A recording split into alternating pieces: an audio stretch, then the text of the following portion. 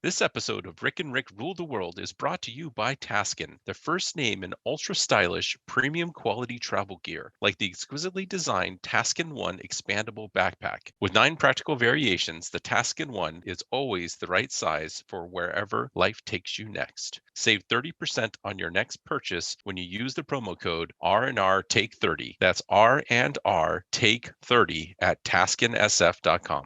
Next up on an all-new Rick and Rick. It's time to return to the Matrix. That's right, we're here with the official Rick and Rick review of Matrix Resurrections. With all the gunfights, force fields, window jumps, and synthients. Plus, all the callbacks, side swipes, metaversal meta commentary, and a whole lot more. And it all starts right here, right now. On the one show where everybody loves to rick off the new year, right? And everybody rules the world. Hello, everybody. Welcome to an all-new episode of Rick and Rick Rule the World. I'm Rick Matheson, and I am joined, as always, by my good friend, Jada Pinkett Smith. I mean, Rick Wooten. Happy New Year. Happy New Year. How you doing, Rick? I'm good. I think I messaged you separately and let you know I actually did get the COVID. Santa brought that for me in my stocking, and so took me a little bit to recover from that, but I'm all back and 100% again, which I'm pretty excited about. Good. I know so many people that got it. Were they able to confirm that it was Omicron?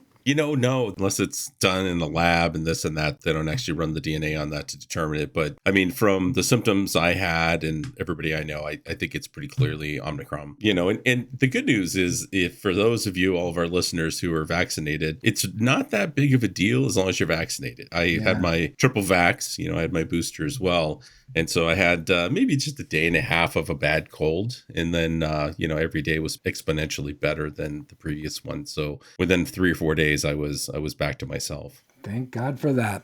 So, as listeners may remember, in our last episode, we both named Matrix Resurrections as our most anticipated December 2021 release, and we have studiously avoided chatting about it so we can share our real-time conversation with you. But fair warning, just because we have been getting emails about this, or telling you right up front, we are packing all the spoilers here, folks. So if you have not yet seen Matrix Resurrections and you plan to, you might want to come back later and hear the official Rick and Rick take, because we're going to be spoiling probably everything here. Absolutely. One thing, though, before we dive into Matrix, we should probably address the 800-pound arachnid in the room, our second most anticipated December 2021 release. Spider-Man No Way Home has topped the box office for a third straight week in a row. In fact, Rick, I don't know if you saw this yet. Despite this being pandemic times, our friendly neighborhood web slinger has snared more than $600 million at the domestic box office and more than $1.3 billion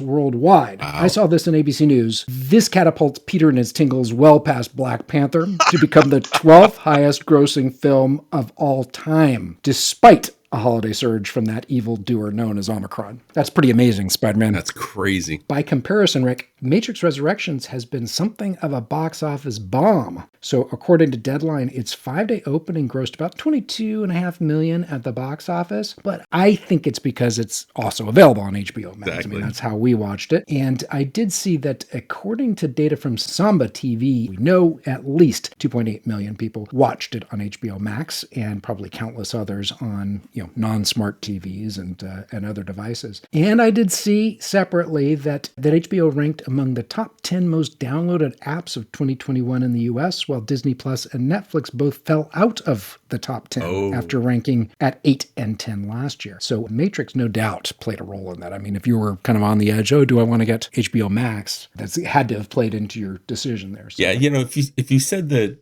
2.8 million people watched it, you assume an average box office is about $20 because you have more than one person usually watching at a time. Yeah, that's another that's households. Exactly. Right? That's another, $56 million, which would have pushed it up quite a bit.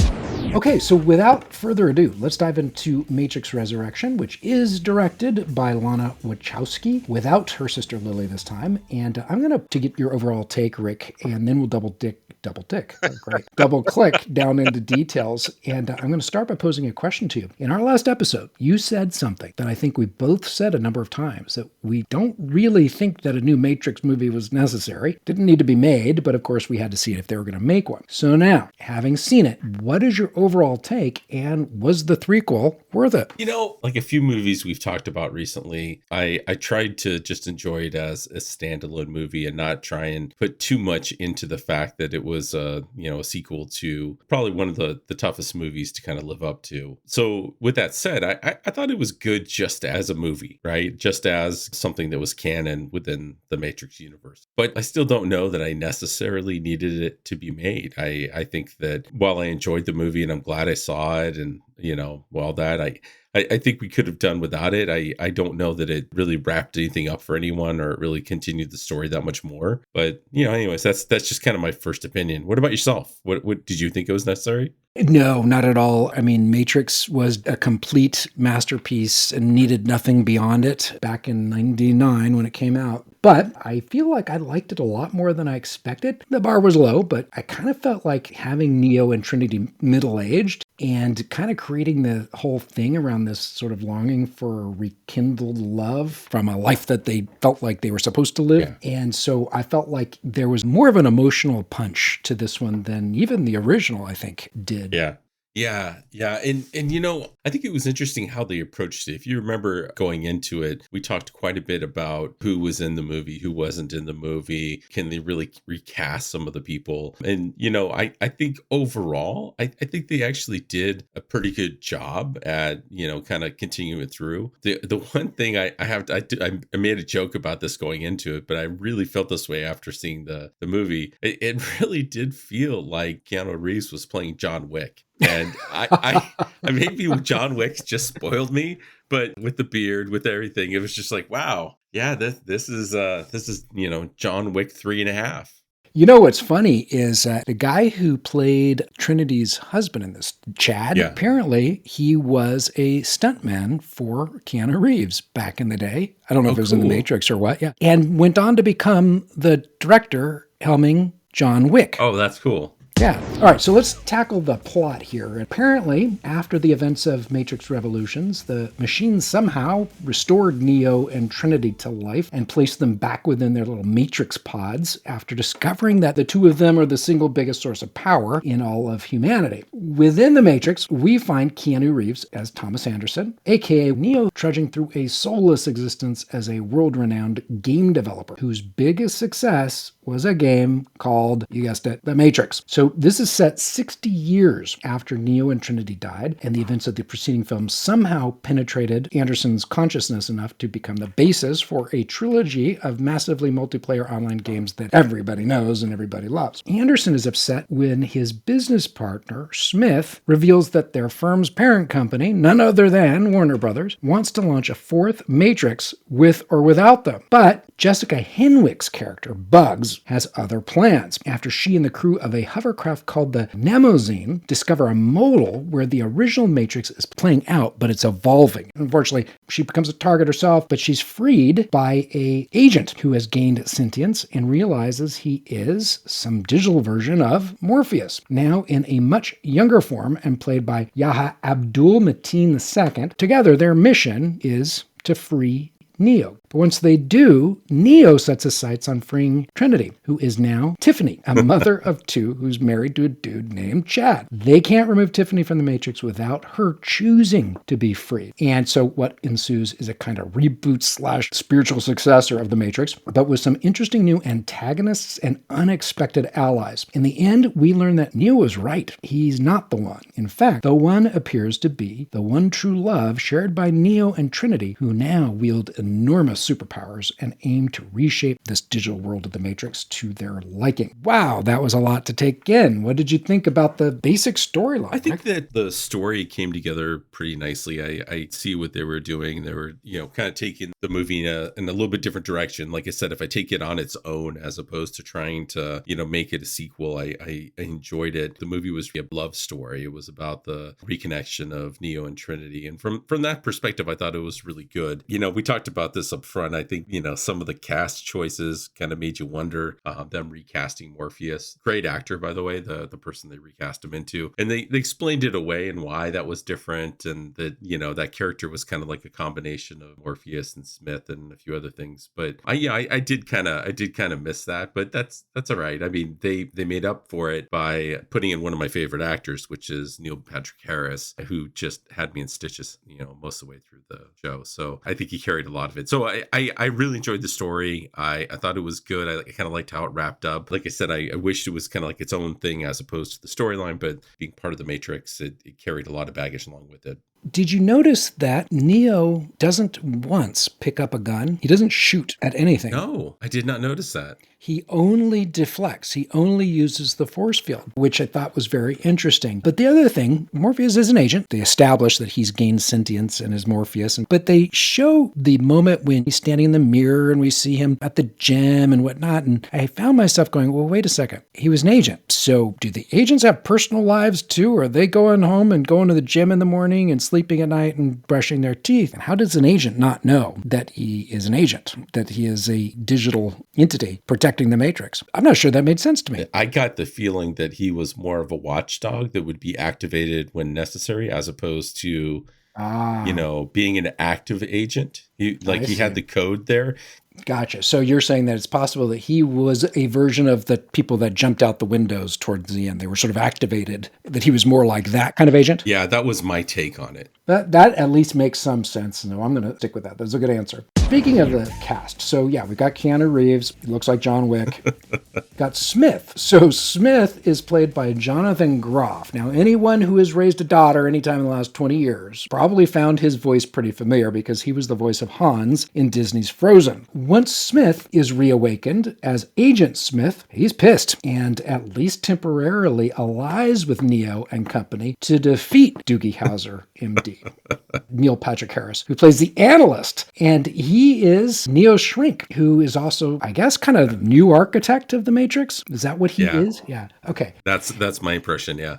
Okay. And so he's kind of just monitoring Neo and kind of keeps him taking the blue pills and make sure he's safe and sound because it was, I guess, the analyst who figured out the way to get Neo and Trinity back into their pods, pumping out all that energy. You said this, but I just want to kind of reinforce this. Like, he was monitoring Neo, right? I mean, he was meeting with them, but he was also watching Trinity. Yeah. But he was the architect because he kept talking about how he had basically adapted the Matrix in order to create that human element. And that human element was very much dependent on Neo and Trinity's love, but then they couldn't be together, so that there was struggle and there was strife, and that he had created this Matrix all around that. And so his impression was that, this Matrix would collapse if the two of them ended up getting together. Right. And it kind of calls back the moment in the first movie where Smith said that at first we made the Matrix a utopia, but humans didn't thrive there. They needed some kind of pain or some kind of drama to embrace the Matrix. Right. So Jessica Henwick is Bugs, and she is a callback to the girl with the blue rabbit tattoo in the first film, who sends Neo heading through the looking glass. We've got Morpheus, but instead of pure black goth trench coats, he's like a Technicolor freak show. At one point, I swear he's in like a purple getup that looks like the Joker. What the hell was that? I don't know. So funny. I don't know. Andrew Lewis Caldwell plays Jude. He's a colleague of Anderson, who is also a handler who tries to keep Neo in line. So he interjects at key moments to distract Neo. Although another thing that sort of doesn't ring true in retrospect is that he made it a point to introduce Anderson to Tiffany at the coffee shop called Simulate. Right. Why wouldn't he just change the subject or get him out of the coffee shop if his whole goal is to make sure that these two don't become cognizant of their true identities? I guess the only way you could explain that is to assume that there's some randomness going on, that not everything is perfectly controlled by the analyst. And so, and obviously Keanu had this obsessive behavior where he was going to that coffee shop, kind of stalking Trinity over and over again, Tiffany. Yeah. And so anyways, I think that he was almost more of a tattletale than he was somebody trying to control him. It was really Neil Patrick Harris as the analyst that was controlling him. Okay. Outside of Matrix, in the real world, Jada Pinkett Smith returns as Niobe, who is now General Niobe. Thank you very much. She's torn about Neo's release. When they finally get Anderson to recognize that he's Neo and then extract him out of the Matrix, she's kind of apprehensive about his desire to free Trinity because she's kind of led a period of détente with the machines, or at least some of the synthients now are aligned with the humans, including this little machine thing named, I think it was Lumen, who appeared to be played by Babu Frick. Did you see that little character? Awesome. I did. We had Sati, Priyanka Chopra Jonas. She's basically the mastermind behind the strategy for extracting Trinity from her pod without killing her in the Matrix, which involves having bugs take over that avatar for a bit while they're doing the transition, so she's not killed in real life. Correct. We had Chad, who's played by this Chad Stahelski guy. This was interesting too. I read that the guy who plays what Neo's supposed to look like inside the Matrix is actually Carrie-Anne Moss's real-life husband, Stephen Roy. So the old guy that we catch in Reflections, that was apparently her real-life husband. Interesting. Now, lots of callbacks. So let's tackle callbacks next. Of course, we mentioned bugs. There was the cat. So the analyst cat was a black cat named Déjà Vu, a callback of the first film, where they see the black cat and he said, that's weird, Déjà Vu. And they said, oh, that's a glitch in the Matrix. The game company, I laughed out loud, Do Machina, which is not Deus Ex Machina. It's not God in the Machine. It's God Machine. That's right. is the name of the company. The coffee shop is Simulate. At one point, we see Neo chowing down on steak, just like Cypher did in the first Matrix. Not sure why he was. It seems kind of like a random thing. I don't remember if he was getting ready to leave the Matrix or something and wanted to enjoy one last steak or something. I don't know. Well, he was the Judas. He was the one selling out his team, and that was he was eating steak with Agents Smith and whatever the other one is, and was like, I know this isn't. So it was a reversal. Yeah, I know this isn't real. I know, and so I think that was, like you said, a callback to that. Got it. The name of the hovercraft was the Mnemosyne, and Mnemosyne, I think it's Greek for memory. And Lambert Wilson, he returns as an older version of the Merovingian, who appears in that great fight scene, but he's spouting French and just spitting mad at Neo, I guess because Neo thwarted him in I guess, the second movie? I can't remember. But I looked this up, Rick. He's speaking French, but I looked it up. He was saying, we had style, we had film, not this pew, pew garbage. That's awesome. Yeah, which I thought was hilarious. Sati's reading Lewis Carroll's Alice in Wonderland. What's interesting is the technology has advanced. It's sort of funny to show you how much time has gone by. As you don't get in and out of the Matrix through, dial-up modems anymore. You go through mirrors, just like in Alice in Wonderland. Right. And the song that they play in that extended scene was The White Rabbit from Jefferson Airplane. So lots of callbacks there, but I kind of liked it. Yeah, one of them was, I still know kung fu. It just is like there was the scene where they were trying to escape, and there was a helicopter on the roof. Again, very reminiscent of in the first movie where they were kind of again jumping from rooftop to rooftop, and they had this helicopter chasing them. So they did a good job at pulling some of that into it. Now this was a movie that's meta about its own metaverse. In fact, this is a movie that's meta about being meta about its own metaverse. We've talked about this. The movie is about a Matrix gaming franchise being rebooted. The story of Neo and Trinity is a game, and Smith says Warner Brothers is going to do this fourth Matrix with or without us, which is apparently what happened in the real world. So I think I read that WB was going to do Matrix 4 with or without the Wachowskis. And so Lana took it on, I guess, after their parents died. And so after all this time, she did it. But talk about pointed commentary in some of these scenes. You get the idea that she's heard so many stupid ideas about the Matrix. I don't know if you watched the after credit scene, but I mean, there's a brief moment at the end where like someone's talking about, I think they were saying, what we need to do is make a Matrix where it's with cats. Yeah, Catrix.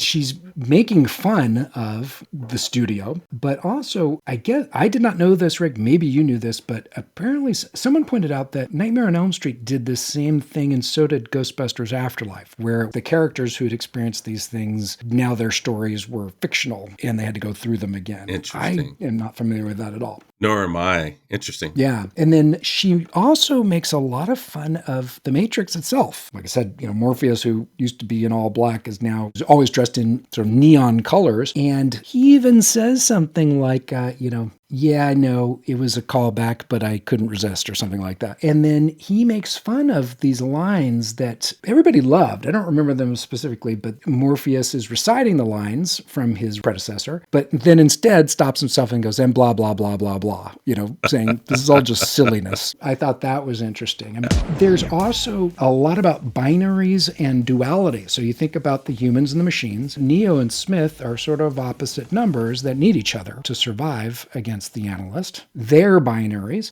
We have Neo's latest game is freaking called Binary. Right. And of course, Neo and Trinity. Frankly, Rick, that whole thing was where I got the closest to the idea that, we read about last year, that the original Matrix trilogy was about transgenderism. That in this movie made the most sense for me. So we learn that the one in the end is both male and female. It's both Neo and Trinity. Right. It's only when Neo and Trinity embrace, one, the truth, and two, who they really are, that they become the one and gain great powers, that they live to their fullest potential. If that's where she was going with it, that's the thing that made the most sense to me, because otherwise it's not immediately clear to me how this is about transgenderism. Yeah, I think Lana and her sister, they did a streaming series on Netflix called Sense8. And it was a fantastic show. I really enjoyed it. But the social commentary got so thick at times that some of the story was lost. And I think, to your point, this shows a bit of maturity and evolution that didn't happen here. They let the story shine through. And there were these undercurrents. But at the same time, I thought they were additive to the story. And I thought